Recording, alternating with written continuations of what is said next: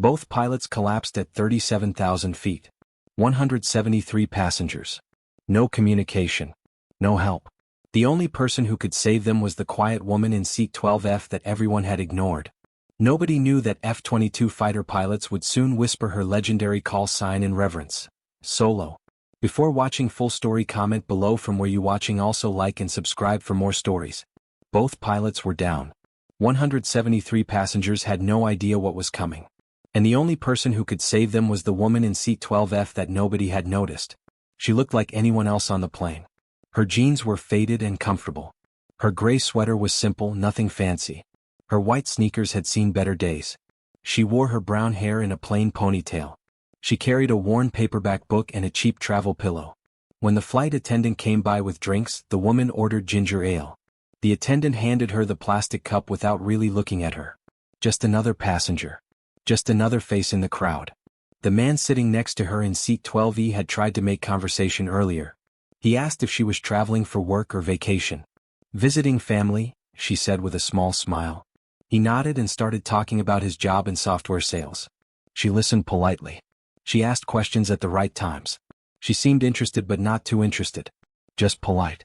When he asked what she did for work, she answered simply, "I work in logistics." It wasn't exactly a lie. She did move things from place to place. She coordinated complex operations.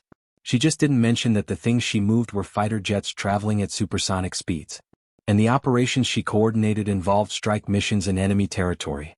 Nobody on Flight 2847 from Seattle to Boston knew the truth. The flight attendant didn't know. The businessman didn't know. The mother reading to her daughter 3 rows up didn't know. The college student listening to music didn't know. Nobody knew that the quiet woman in 12F held a military record that would make experienced pilots shake their heads in disbelief. Nobody knew that F-22 fighter pilots whispered her call sign with reverence. Nobody knew that she had landed damaged aircraft that should have fallen from the sky. Nobody knew that she had flown alone through enemy territory when everyone else said it was impossible. Her name was Sarah Mitchell. At least, that's what her driver's license said. Her real name, the one that mattered in certain circles, was different. Her call sign was Solo. She had earned it 15 years ago during a mission over hostile territory. Her wingman had been hit and forced to eject. She was left alone to complete the strike mission, evade enemy fighters, and fly home through a sandstorm that had grounded every other aircraft in the region. But she made it. Alone. That was just the beginning of her legend. Sarah Mitchell had been flying for 17 years before she retired. She started in F-16s, then moved to F-18s. She flew 3 combat tours. She became a test pilot. She became an instructor. She did things that most pilots only dreamed about. The mission that earned her the call sign Solo was legendary in military aviation circles. It happened over hostile desert territory. She and her wingman were deep behind enemy lines when anti-aircraft fire hit his plane. "I'm hit. I'm hit," his voice crackled over the radio. "Eject. Eject." Sarah commanded. She watched his parachute deploy. She watched him drift down safely. But now she was alone. The mission required 2 aircraft. The target was critical. Command was telling her to abort and return home. She made a decision. Negative. I'm continuing to target. Solo, you are not authorized. She switched off that radio channel. She flew alone into the most dangerous airspace in the region. She completed the strike with perfect precision. Then she turned for home. But the sandstorm had rolled in. Winds were gusting at over 60 miles per hour. Visibility was nearly zero. Every other aircraft in the region was grounded and waiting for the storm to pass. Sarah flew through it. She flew using instruments only. She couldn't see anything outside her cockpit. Just brown, swirling sand. She flew for 2 hours through conditions that would have killed most pilots. When she finally landed, her commanding officer was waiting on the tarmac. He just stared at her as she climbed out of the cockpit. "Solo," he said slowly, "you're either the bravest pilot I've ever met or the craziest." She smiled. "Why not both, sir?" The call sign stuck. From that day forward she was Solo. Over the next decade she built a reputation. She took missions that required single-pilot operations in impossible conditions. She landed AF-18 on a carrier deck with no hydraulics, using only manual controls. The landing was so smooth that the deck crew thought nothing was wrong until they tried to move the aircraft. She flew a test mission in an experimental aircraft that had a critical systems failure at 50,000 feet. The engineers told her to eject. She refused. She brought the plane down safely and landed it on a foam-covered runway with no landing gear. "How did you do that?" the lead engineer asked, his voice shaking. "I listened to what the plane was telling me," she said simply. Her final mission before retirement cemented her status as perhaps the finest solo aviator in modern military aviation. She was flying deep behind enemy lines when electronic warfare knocked out all her communications. She was separated from her squadron. She was completely alone. She flew for 3 hours through hostile airspace with no contact with anyone. She completed her objective. She returned through a route that took her between mountain peaks and weather conditions that terrified experienced pilots. When she landed, her fuel gauge showed she had less than 5 minutes of fuel remaining. Her commanding officer just looked at her. "How are you alive?" "I fly alone," she said. "It's what I do." 6 months ago, at age 42, she retired. She had more flight hours than pilots twice her age. She had more commendations than she could count. She had offers to become an instructor, to join private military contractors, to write books about her experiences. She turned them all down. "I want to be normal," she told her squadron commander, Colonel Rodriguez. Everyone called Rodriguez Viper. "You can never be normal, Solo," Viper said. "You're extraordinary. I want to try." So she became Sarah Mitchell, civilian. She bought regular clothes. She read paperback novels. She took commercial flights. She ordered ginger ale. She blended in. She wanted to be the woman in 12F that nobody noticed. The flight had been smooth for the first 2 hours. Captain Richardson came on the intercom to announce they were cruising at 37,000 feet. They were making good time. Everything was normal. Sarah was half dozing with her book forgotten in her lap when she felt it. It was subtle. Just a tiny change in the engine sound. A small variation in the vibration coming through the airplane's frame. Her eyes opened. Most passengers wouldn't notice anything. The businessman beside her kept typing on his laptop. The mother across the aisle kept reading to her daughter. But Sarah's trained senses detected something wrong. She sat up straight. She listened carefully. There it was again. A brief change in the steady drone of the engines. Then the intercom clicked on. Captain Richardson's voice came through. But there was something different about his tone. Something tight. Something controlled. "Folks, this is Captain Richardson. We're experiencing a minor technical issue. Nothing to be concerned about, but we're going to descend to a lower altitude as a precaution. Flight attendants, please return to your seats." Sarah's hands gripped the armrests. Minor technical issue was pilot code for something more serious. She knew that language. She had used it herself many times. It meant, "Something is wrong, but I don't want to panic the passengers." The flight attendants moved quickly to their jump seats. Their professional smiles didn't quite hide their concern. Sarah felt the nose of the aircraft dip as they began descending. She looked out the window. They were over mountains. Montana, probably. She checked the wing surfaces for any visible problems. Everything looked normal. Then the intercom clicked on again. But this time no words came through. Just a strange, strangled sound. Then what might have been a gasp. Then silence. The intercom stayed open for a few seconds. Dead air. Then it cut off abruptly. Around her, passengers began exchanging worried glances. The mother pulled her daughter closer. The businessman stopped typing. Sarah unbuckled her seatbelt and stood up. A flight attendant near the front noticed immediately. "Ma'am, please remain seated with your seatbelt fastened." "I need to speak with the captain," Sarah said. Her voice was calm but carried an authority that made the flight attendant pause. "That's not possible right now. Please sit down." Sarah was already moving forward. Her entire demeanor changed. She wasn't a casual passenger anymore. She was something else entirely. The flight attendant moved to block her path. "Ma'am, I need you to." "I'm a pilot," Sarah said quietly but firmly. "Military. I need to check on the flight crew right now." The flight attendant's eyes widened. Before she could respond, another attendant emerged from the cockpit. Her face was pale. Her hands were shaking. "Call for medical assistance," she said, her voice trembling. "Both pilots are unconscious. Something's wrong with them." The cabin erupted in frightened murmurs. Sarah pushed past the attendant and into the cockpit. What she saw confirmed her worst fears. Captain Richardson was slumped forward against his harness. Unconscious.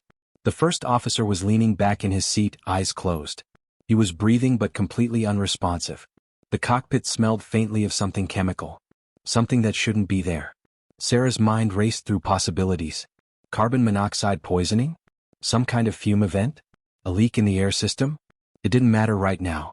What mattered was that this Boeing 737 carrying 173 passengers and crew was flying itself on autopilot. And they were still descending. She glanced at the altimeter. 22,000 feet. And dropping. The autopilot was following the last command the captain had given it. It was taking them down. She reached for the radio. Mayday, mayday, mayday. This is Flight 2847. We have a pilot emergency. Both flight crew are incapacitated. I am a passenger taking control of the aircraft. She waited for a response. Nothing. She tried again on different frequencies. Still nothing. Then she noticed the radio panel. Error codes were showing across multiple systems. Something had taken out their communication equipment. Sarah stood alone in that cockpit. For the first time in 6 months, she felt the familiar weight of responsibility she had carried on so many missions. Except this time there was no ejection seat. No parachute. No rescue team standing by. 173 people were depending entirely on her. And she had no way to communicate with the ground. No way to get guidance. No co-pilot to help with the workload. She was completely, utterly alone. She took a deep breath. Okay, Solo, she whispered to herself. You've done harder than this. She slid into the captain's seat and adjusted it quickly. The Boeing 737 was different from the fighters she had flown. It was heavier. Less responsive. But the principles were the same. Air moving over wings creates lift. Engines create thrust. Control surfaces change direction. The physics didn't change just because the airplane was bigger. She scanned the instruments, getting oriented. The autopilot was still engaged, which was good. That gave her time to think. They were at 19,000 feet now. Still descending at 1,500 feet per minute. She needed to level off. She needed to assess the situation. She needed to figure out where to land. Her hands moved across the panel with practiced efficiency. She stopped the descent and leveled the aircraft at 15,000 feet. She noted their position on the navigation display. They were over central Montana. Miles from any major airport. She pulled up the moving map and started searching for options. Billings was too far. Bozeman was too far. She needed somewhere closer. A flight attendant appeared at the cockpit door. Her voice was trembling. What do we do? Should we tell the passengers? Sarah kept her eyes on the instruments. Tell them we have the situation under control. Have everyone remain seated with seatbelts fastened. And I need you to open all the air vents in the cabin. Maximum flow. Whatever affected the pilots came through the air system. We need to flush it out. Are you sure you can fly this? Sarah allowed herself the briefest smile. Yeah, I can fly this. But it wasn't that simple. Flying was one thing. Landing a Boeing 737 without any assistance, without communication, without a co-pilot to help, that was something else entirely. She had landed plenty of aircraft solo. But they had all been designed for single-pilot operations. The 737 was built with the assumption that 2 trained professionals would be working together. Dividing responsibilities. Backing each other up. She would have to be both pilots. She would have to fly the aircraft, navigate, configure it for landing, run all the checklists, manage the engines, the flaps, the landing gear, the speed, the altitude, everything. All while making an approach to an airport she had never landed at before. With no tower guidance. No weather information. And no way to coordinate with other traffic that might be in the area. Sarah's hands moved steadily across the controls. She had been in impossible situations before. The key was to break it down. Prioritize. Take it one step at a time. First priority, find a suitable airport. She studied the map display carefully. There was a mid-sized airport 40 miles ahead. Great Falls International. It had long runways. More than enough for a 737. That was her target. She turned the aircraft toward Great Falls. Her fingers found the heading selector and rotated it smoothly. The 737 banked gently, settling onto the new course. She checked the fuel. They had plenty. No issues there. She checked the engines. Running normally. She went through all the systems methodically, looking for anything else that might be damaged or malfunctioning. Everything seemed normal except the communication systems, which were completely dead. At 30 miles out, Sarah began her descent again. This time under her control. She throttled back the engines, feeling the aircraft respond. The autopilot was still engaged for now, helping her maintain precise altitude and heading. But she would have to hand-fly the landing. There was no way around that. She needed to feel the aircraft. To sense what it was doing. To make the tiny corrections that would get them safely on the ground. She started running through the landing checklist in her mind. She would need to configure the aircraft gradually, extending flaps in stages, getting the landing gear down at the right time, maintaining the correct speed at each phase. Normally, the pilot flying would call for settings and the pilot monitoring would make them happen. She would have to do both, moving her hands between the control yoke and the various switches and levers, never losing track of what the aircraft was doing. At 20 miles out, she began configuring. She reached for the flap lever with her right hand, keeping her left hand on the yoke. She extended them to position 1. She felt the aircraft slow slightly. She adjusted power to maintain her descent rate. At 15 miles out, she disconnected the autopilot. The yoke came alive in her hands. Suddenly she was flying. Really flying. The 737 responded differently than her fighters had. It was heavier, more ponderous, but she adjusted quickly. She made a small correction, feeling the aircraft's momentum, learning its personality. Every plane flew a little differently, had its own quirks and characteristics. She had to learn this one fast. Flaps 5, she said aloud. The old habit of calling out actions came back automatically, even though there was no co-pilot to acknowledge. She reached for the flap lever with her right hand while her left maintained control. She extended them to the next position. She felt the increased drag. She added power to compensate. At 10 miles out, she could see the airport clearly. 2 runways in an X pattern. She would take the longer one. Runway 03 pointing northeast. The wind was light, coming from the northwest. She would have a slight crosswind, but nothing she couldn't handle. What concerned her more was the possibility of other traffic. Great Falls was a moderate-sized airport. There could be other aircraft in the pattern, on approach, on the ground. She had no way to warn them. No way to coordinate. She would have to keep her eyes open and hope. Gear down, she called out. Her hand found the landing gear lever. She pulled it down. She felt the rumble as the massive wheels extended and locked into place. 3 green lights confirmed they were down and locked. Flaps 15. She extended them further. The aircraft slowed more. She needed more power now to maintain her approach speed. At 5 miles out, she was at 2,000 feet, perfectly positioned on the glide path. Her hands made constant tiny corrections, adjusting for wind, for speed, for altitude. She was in the zone now. That state where everything else fell away. Where there was only her and the aircraft, connected, moving together. This was what she had always been good at. This pure connection between pilot and machine. Flaps 30, she said at 3 miles. Equals the 737 slowed further. It was configured now, almost completely for landing. She checked her speed. 145 knots. Right where it should be. Altitude, 1,000 feet. The runway was ahead. A long strip of concrete growing larger. She could see hangars, terminal buildings, a few parked aircraft. And then she saw the other plane. A small Cessna was just lifting off from runway 21, the crossing runway. It was climbing, turning. It would pass right through her approach path in about 30 seconds. Her heart rate didn't increase. She had dealt with worse. She made a quick calculation. She adjusted her descent rate slightly, steepening it just enough to pass under the Cessna's climb path with safe separation. Flaps full, she called at 500 feet. The final flap setting. The 737 was completely configured now, committed to landing. She made a small correction for a wind gust, keeping the nose perfectly aligned with the runway centerline. Her right hand hovered over the throttles, ready to add power if needed. Ready to go around if anything went wrong. Though with no co-pilot and the complexity of reconfiguring the aircraft, a go-around would be much more dangerous than normal. At 200 feet she began the flare, gently pulling back on the yoke, raising the nose slightly, beginning the transition from descent to landing attitude. The runway rose up to meet her. At 50 feet, she pulled the throttles to idle with her right hand. Her left hand continued to ease back on the yoke, feeling for the ground. The main wheels touched with barely a chirp. A perfect touchdown right on the numbers. She let the nose wheel come down gently. Then she immediately deployed the speed brakes with her left hand while her right went back to the throttles, pulling them into reverse. The roar of the reversers filled the cockpit as the aircraft decelerated rapidly. Her feet worked the rudder pedals, keeping them tracking straight down the centerline. She pressed the brakes smoothly. The massive aircraft slowed. They rolled down the runway, speed bleeding off. Finally, 3,000 feet down the 10,000-foot runway, she brought them to a complete stop. She sat there for a moment, hands still on the controls, and let out a long breath. Then she reached up and shut down the engines.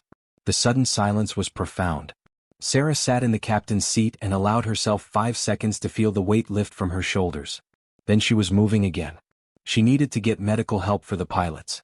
Evacuate the passengers safely. Figure out what had happened. She stood and opened the cockpit door. The cabin erupted in applause.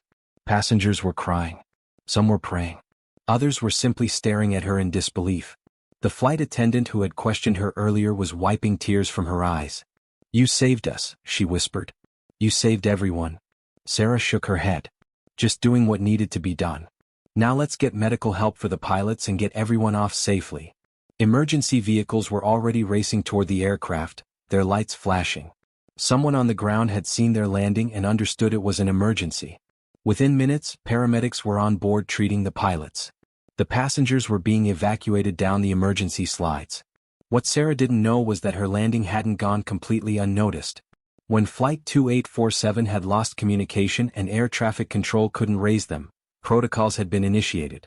2 F-22 Raptors from Malmstrom Air Force Base, just 80 miles away, had been scrambled to intercept and assess the situation. They had arrived just as Sarah began her final approach. Major Jake "Hawk" Morrison watched from 30,000 feet as the 737 made its approach. "Tower, this is Raptor 11. I have visual on the target aircraft. Appears to be making an approach to Great Falls. No apparent distress signals." "Copy that, Raptor 11. We have no communication with that aircraft. Their transponder shows emergency code." Hawk watched through his targeting pod as the 737 descended. Perfectly controlled. Perfectly stable. Whoever was flying that thing knew what they were doing. He saw the landing gear extend. The flaps deploy in stages. The aircraft maintained a beautiful approach path. Then he saw the near miss with the Cessna. Saw the Boeing adjust its descent just enough. Saw it continue down. "Raptor 12, you seeing this?" he called to his wingman. "Copy. That's some impressive flying." "Who's at the controls?" "Don't know. But they can fly." They watched as the 737 touched down.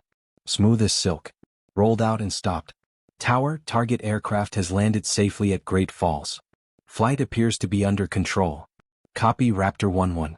Good eyes. Return to base." But Hawk's curiosity was piqued. When he landed back at Malmstrom, he made some calls. What he learned made him grab his wingman and head straight to the operations center. The duty officer looked up as they entered. "The 2847 situation," Hawk said. "Yeah. Crazy story.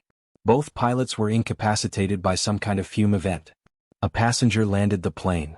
"What passenger?" The duty officer checked his notes. "Female passenger. Gave her name as Sarah Mitchell. Said she was military. Took control of the aircraft. Can you run that name?" "Mitchell, Sarah." The duty officer typed into his terminal. Then his eyes widened. "Holy... What?"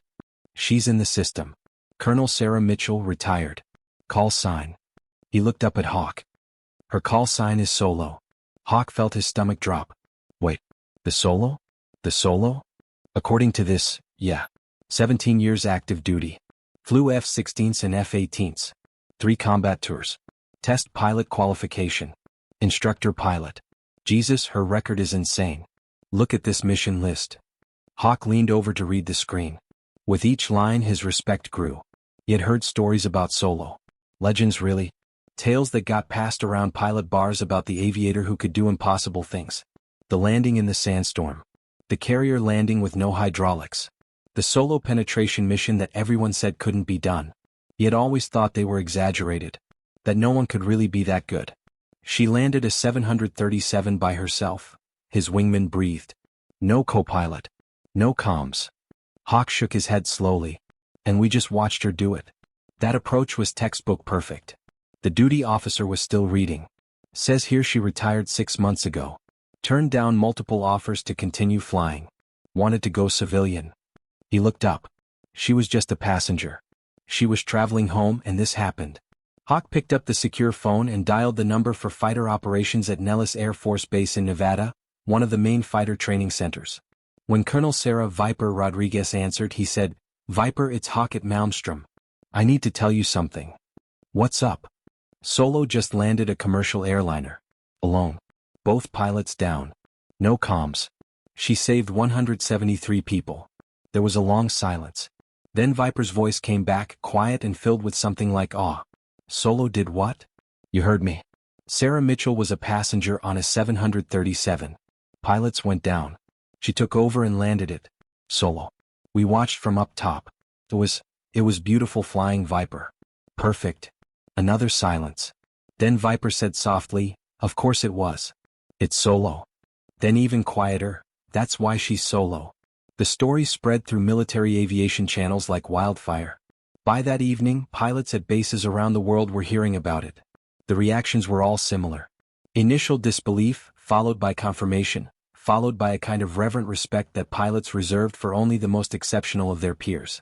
At Langley Air Force Base in Virginia, a group of F-22 pilots were in the briefing room when someone pulled up the news footage on the big screen. It showed the 737 on the ground at Great Falls. Emergency vehicles surrounding it. Passengers evacuating. The news anchor was talking about the miracle landing by a mysterious passenger. One of the pilots, Captain Mike Frost Hansen, pulled up the military database on his tablet. Wait, let me check something. He typed quickly, then went very still. Guys, the passenger who landed that plane. Her name is Sarah Mitchell. Her call sign is Solo. The room went silent. Every head turned to look at him. One of the senior pilots, a lieutenant colonel with 20 years in fighters, stood up slowly. Solo? As in, Solo? The one and only. The lieutenant colonel walked to the window, staring out at the F-22s on the flight line. When he spoke, his voice was barely above a whisper, but everyone heard it. Solo saved 173 people today. Landed a Boeing 737 by herself. No help. No comms. He turned back to face the room. That's the kind of pilot she is. That's the kind of aviator we all hope to be. Another pilot, a young captain fresh from training, asked, "Is she really that good? I've heard the stories, but..." The lieutenant colonel cut him off. "The stories don't do her justice. I flew with Solo once years ago on a training exercise. I've never seen anyone command an aircraft like she did. It wasn't just flying. It was like the plane was part of her. Like she could feel what it was thinking. And the things she could do in combat situations." He shook his head. "The stories are real. All of them." At Elmendorf Air Force Base in Alaska, the story reached a squadron of F-22 pilots who had been on a training mission. When they landed and heard the news, their squadron commander, a colonel named Raymond Blade Wilson, called them together. "Listen up. I need to tell you about a pilot. Her call sign is Solo. Today she did something that most of us couldn't do, even with full crew in perfect conditions. She landed a commercial airliner by herself after both pilots were incapacitated. No assistance. No communication. Just her skills and her nerve." He paused, looking at each of them. "Solo is why we train. She's why we push ourselves. She represents the absolute pinnacle of what a pilot can be. And today, as a civilian, just a passenger, she proved it again.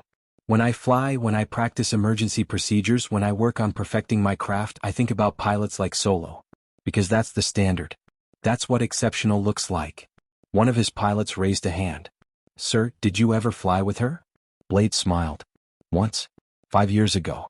She was evaluating a new weapons system. I was flying chase. She did things with that aircraft that the engineers said were impossible. And she did them smoothly, like it was easy." He looked around the room again. "She's retired now. Wanted a normal life. But today, when people needed her, she stepped up.